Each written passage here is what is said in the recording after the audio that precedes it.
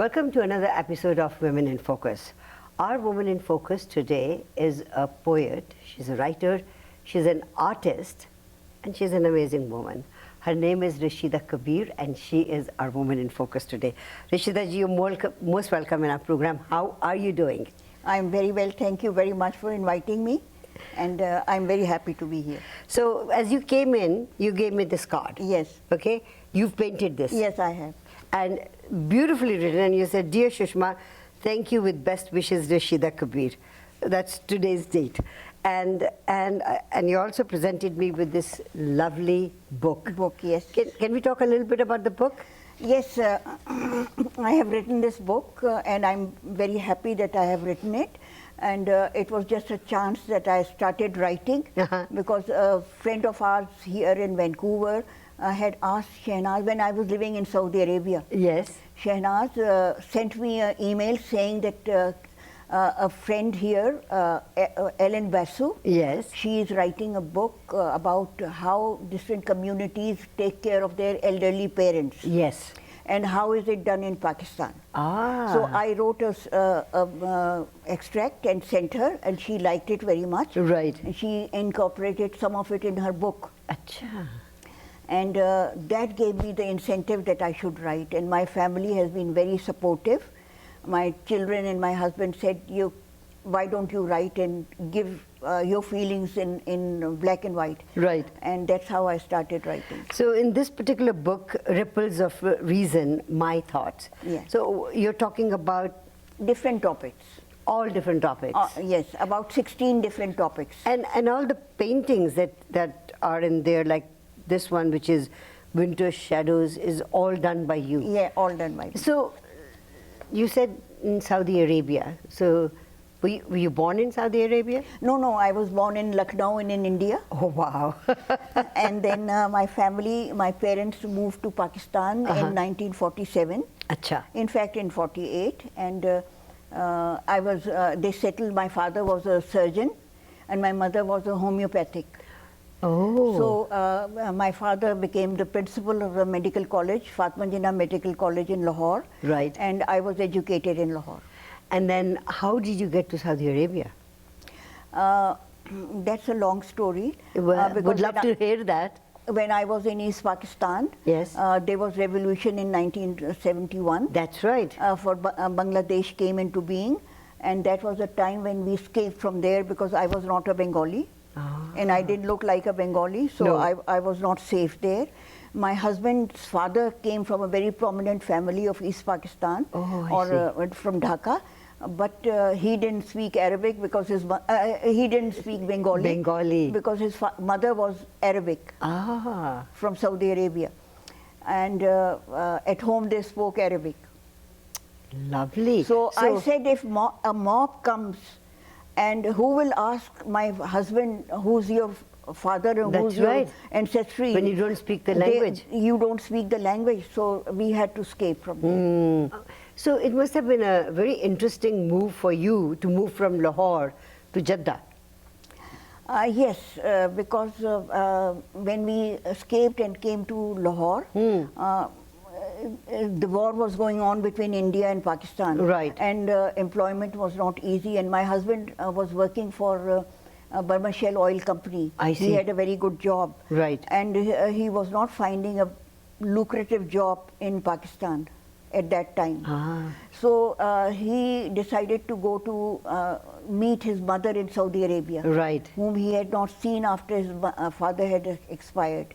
When he went there, it's a long story which concerns him, not me, so I'm not telling you about it. Right. But he found very good employment with the American embassy there, the commercial center. Okay. He opened the commercial center in Saudi Arabia for USA. And that's where you... that's when he settled down. Yeah. For 3-4 years he was working for them, but then the king's younger brother spotted him and took him in his services. Oh, I see. And when he got settled, he called me and Shehnaz, my daughter, yes, and then we went there. So how many children do you have? I have just 2 daughters. My older daughter is Shehnaz, and my younger daughter, 9 years younger to Shehnaz is Tanya. In between, why it's such a big gap? Because I had a burst appendix. Oh, I see. And I almost died. And but I'm a fighter, so I survived. And you were meant to. Yeah. Meant to be. That's another thing. I want to ask you a little bit about, you know, your paintings and your writing. So as a child, you must have been very creative. You must have been interested in writing and all that. Not really. My father, I mean, this talent of art doesn't belong to my family. The only thing is that my father, when he was a surgeon, he used to make very nice drawings of heart and lung and this and that, you know. And it must have come from that to me. When I was in East Pakistan, I did a little bit of oil. Right. But when I came to Canada and I went to tapestry, there was a very good teacher who taught me, introduced watercolor to me. And I am now very, very fascinated and very happy to do watercolors. painting. Okay. I want to take a very short commercial break, but come back and talk to you about your artistic side of your life. So let's take a short break and we'll be right back. Okay. Rasheda is our woman in focus today. Don't go away. We'll be right back.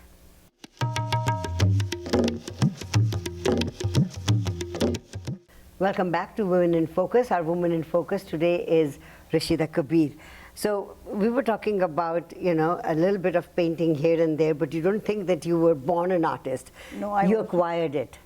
And when did you feel like, you know, okay, theek hai, I've got 2 kids, they're grown up now, and I should start painting and writing? Writing, I told you how I got That's into right. writing. Yes. Painting, I just liked, you know, once how I first started was that once I was reading a Reader's Digest. Yes. And at the back of it was a picture which is here in this of white roses on blue background. Right. I just felt, you know, like It I must do attracted you. this. So I told my husband, take me to a store and I want to buy a few things. So I bought a canvas and I painted that. That painting is here and it's hanging in my... That's how I just got into it. And then after that, I continued. So now in painting, there are different styles. You said watercolors, right? In watercolors, the thing that I love most about this is that you've got your proportion of everything is there.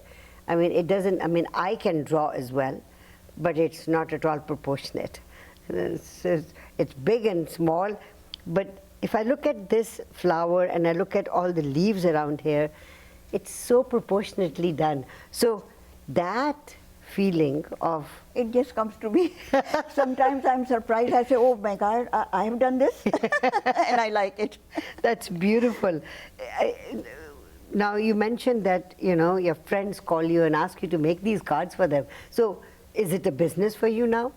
Not business like that, but I mean, I have given a lot of paintings to my friends as gifts and my family. And some people I'm not so close to. If there are often Christmas sale and summer sale in tapestry. Right. So I bring my paintings, and if somebody is interested, I sell them. So let's talk about tapestry. You got interested in that. How did you get into that? You see, as you know, in my country and even in India and all, such facilities of elderly people living in a home is not available.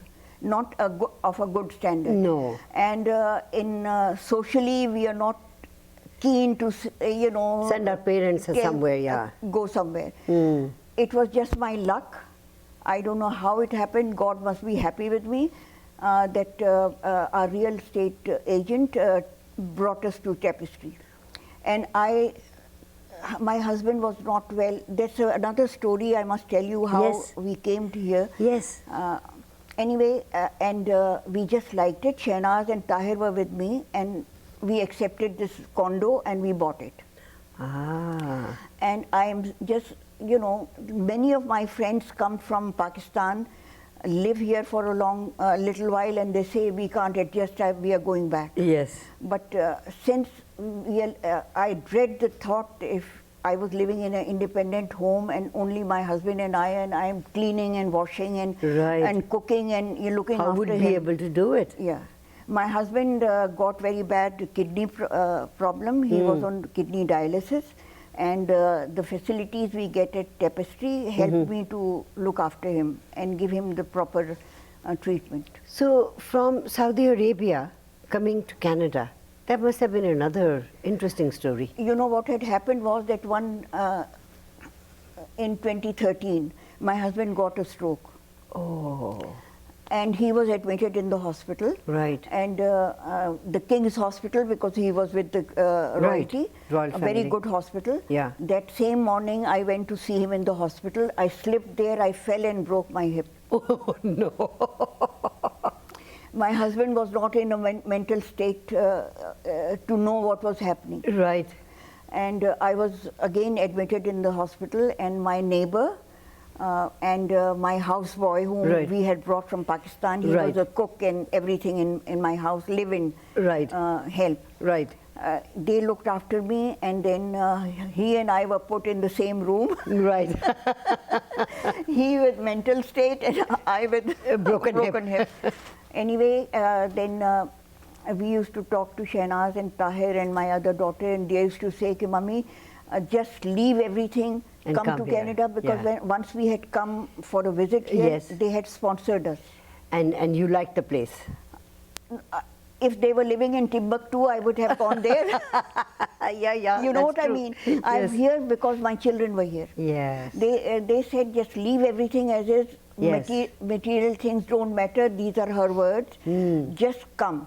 We had a very big house with lot of, things, because they were outdoor life was not much there. So the society was to call people home and display your things and all that. Yeah. So in my broken hip, my husband not able to do things. Right.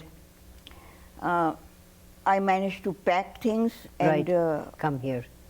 Well, with a lot of, this and that, I came here. How long have you been in Canada? From 2013, 11 years. Wow, that's beautiful. So, did you start writing in? I had started writing in Saudi Arabia. That's right. But I completed the book here. I see. And my husband's stroke, I must tell you about it, that his stroke was such that he recovered from it. Very nice. Very well. In fact, I used to joke with him. I'd tell him, Hassan, his name was. Yes. I said, Hassan, I think the stroke has sharpened your mind. He wrote 4 books here after his stroke. Wow. And what was it all about? One is his life story. Yes. Journey to Life. Yeah. And 3 are a trilogy of science fiction. He was always fascinated by space and science and all that. That's beautiful. I have the books. I will send a copy of his photograph of his books. I would love that. That's interesting that your husband used to write and then you. Yes, he used to sit and say. I used to edit his writing with him. You used to read and used to. And he said, your thoughts are good, why don't you also write? So I wrote this. Very nice.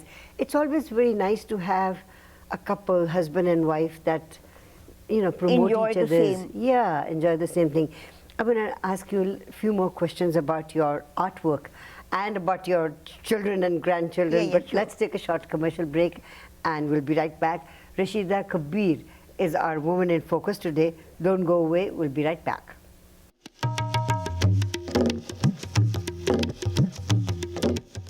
Welcome back to Women in Focus. Our Woman in Focus today is Rasheda Kabir, an artist, an author, a loving mother, a loving wife. You brought her husband, even your hip was broken, but you brought everything back to Canada.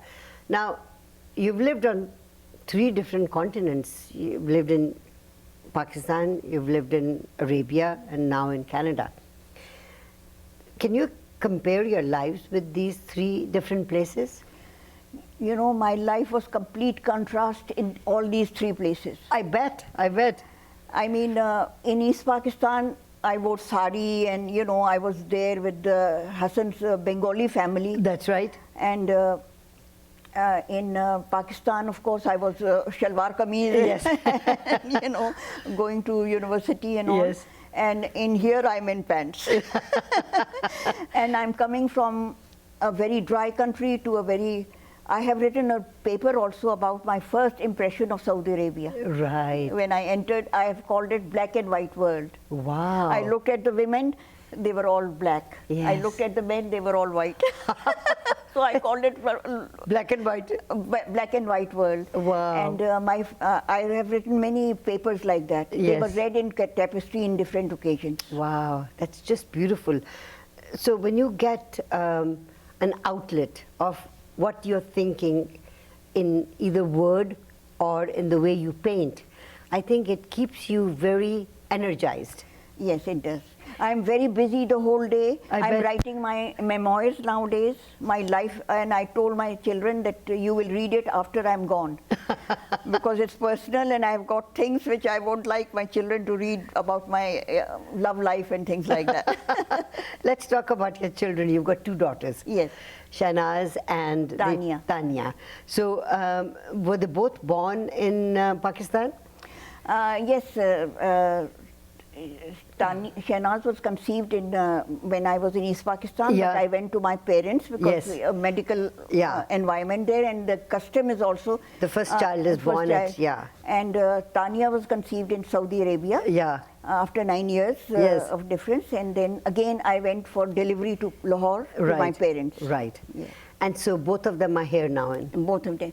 My Shahnaaz is married to Tahir, Right. Who's also from Lahore. Okay. Tanya is married to Paul Jensen, who's Yes. from Denmark.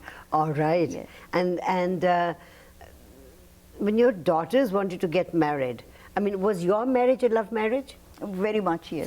So you had no problem in your daughters No. finding... I think it's very important that the connection is there between the two. Yes. Whether it is arranged or love. Shahnaaz's marriage was half arranged, half arranged. Acha.